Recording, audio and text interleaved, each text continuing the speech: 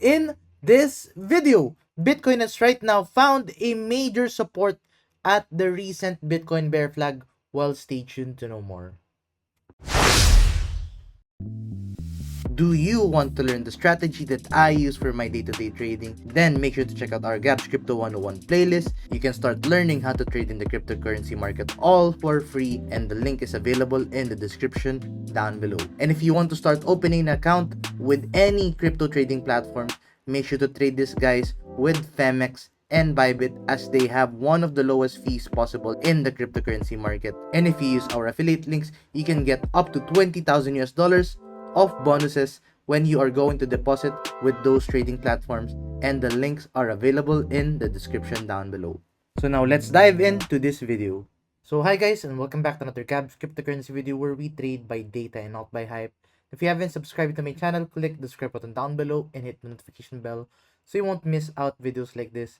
So yeah, let's now dive into this video, and let's give you first a quick recap of our previous analysis.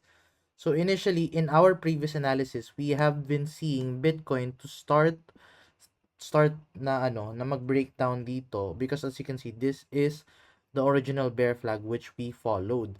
And as you can see, this is in the 4-hour time frame, which is, as you can see, or actually this one is in the hourly, but in the 4-hour it looks like this. So as you can see, sa 4-hour time frame, you would find that we have this massive rising wedge dito. But as you can see, we have started seeing that breakdown. But the problem with this breakdown is we did not see any significant sell volume. So that's why, the moment na nag-breakdown dito, I told you guys on my Facebook page na I am going to close the latest trade. Ito.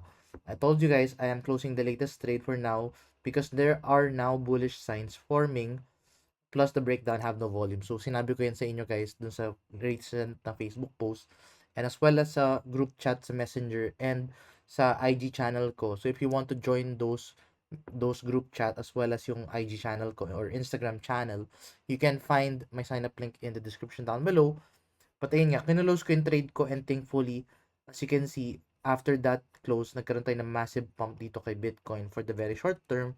But let's understand ngayon why is this happening. So if you are going to open in the hourly time frame, you will find that in the RSI is nagkaroon na tayo ng bullish divergence dito in the hourly time frame. So this is one of the main reason why I closed my trade. As you can see, there is a bullish divergence wherein the price is declining while RSI is increasing.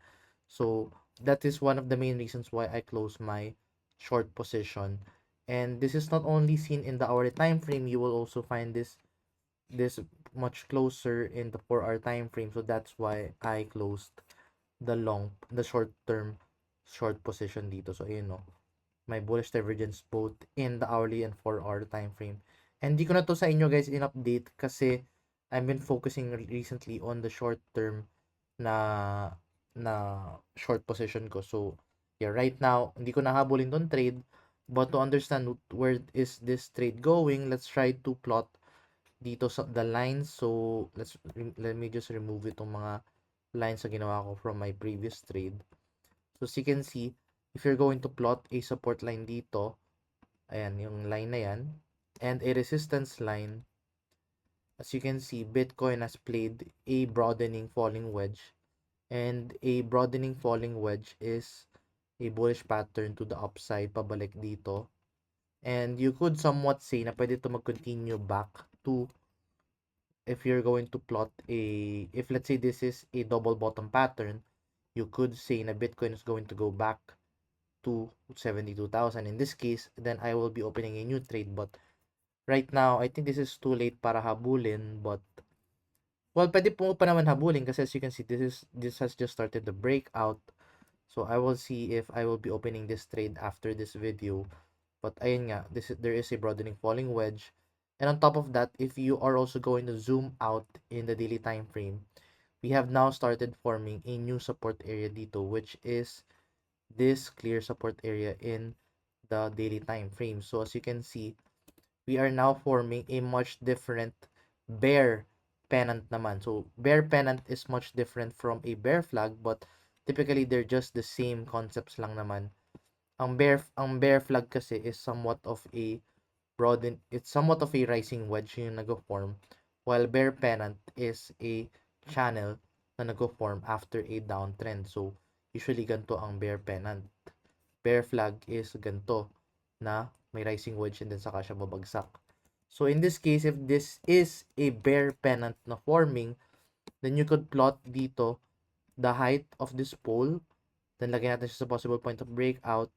You will find na the target for this one is still $53,000.